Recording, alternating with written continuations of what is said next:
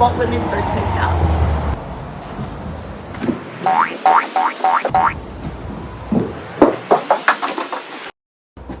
Hi, my name is Judy. My name is Wesley. My name is Colby. Welcome to the Toolbox Project. In an era dominated by cutting-edge technology and rapid innovation, there lies a profound charm in revisiting the tools and techniques that shaped our past.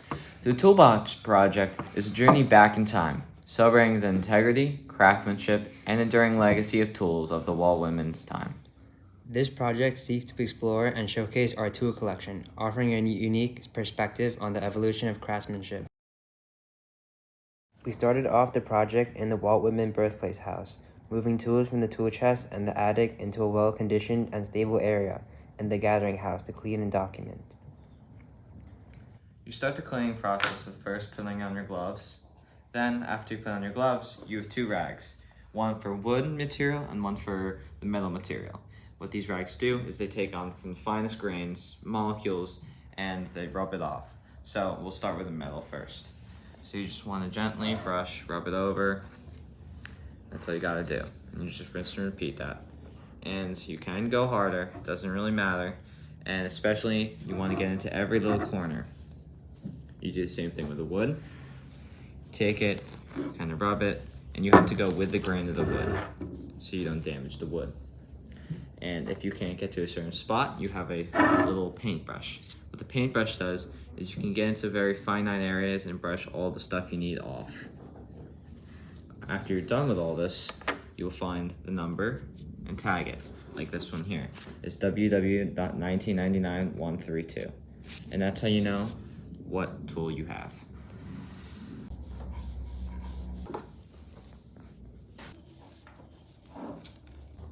After cleaning each and every tool, we created a Google Sheet where we will enter our information. This was our Google Sheet, which we named the Toolbox Project. On our Google Sheet, our first column was for the item number, which, as you saw, was the number that was on the tags. And then we would have the item name, where we researched what that item was. And then we have a column for item description and item location, as well as notes, which were for what engravings we saw on the item. After that, we have a photo section where we took photos of the item, the tool. And then lastly, we had a section for measurements, which were length, width, and height. At the end of the day, we take all the tools we moved out back into the house.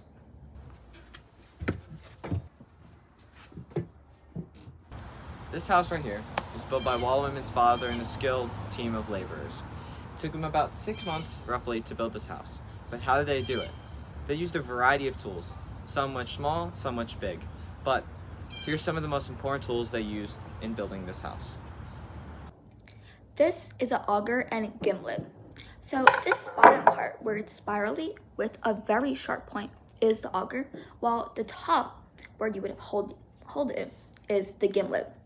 So essentially, auger bits were designed to fill a tapered chink, a vintage drill, brace, or in this case, a gimlet. Here we have another auger, and these augers are able to be interchanged and put into the gimlet. How augers were used were for drilling holes into wood, metal, or concrete, and were ideal for creating precise holes for screws, dowels, and other fasteners, which made it essential for carpentry. This tool here is a wood plane, and they are used to smoothen, flatten, and slightly reduce the thickness of a wooden surface. To use this tool, place your dominant hand on the back side and your non-dominant hand on the top side to support as you moderately apply pressure evenly to smooth the grain. This tool right here, as you can see from the engraving, is from Sandusky Tool Company from Ohio. Around 1798, 2 brothers established a very important axe company that revolutionized how axes are made. Their names were Hunt and Joseph.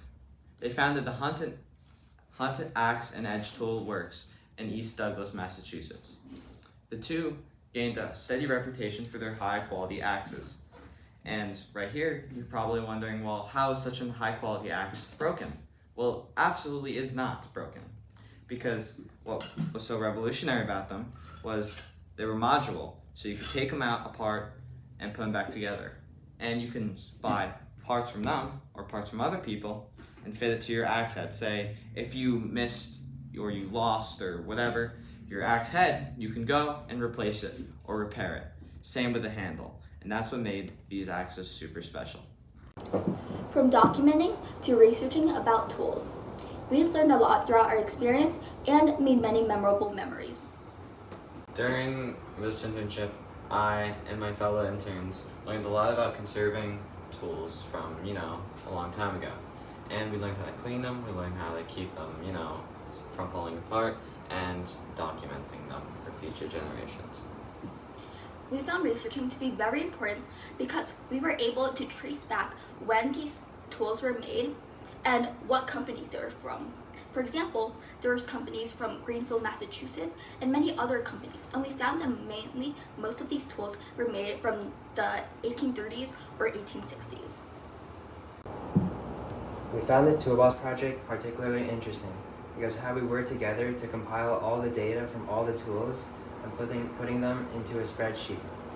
Overall, we think that this internship experience was great. Thank you.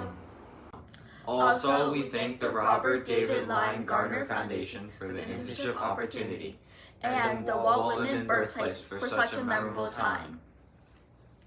Yahoo! Hey, welcome to the... Oh, cool. There you.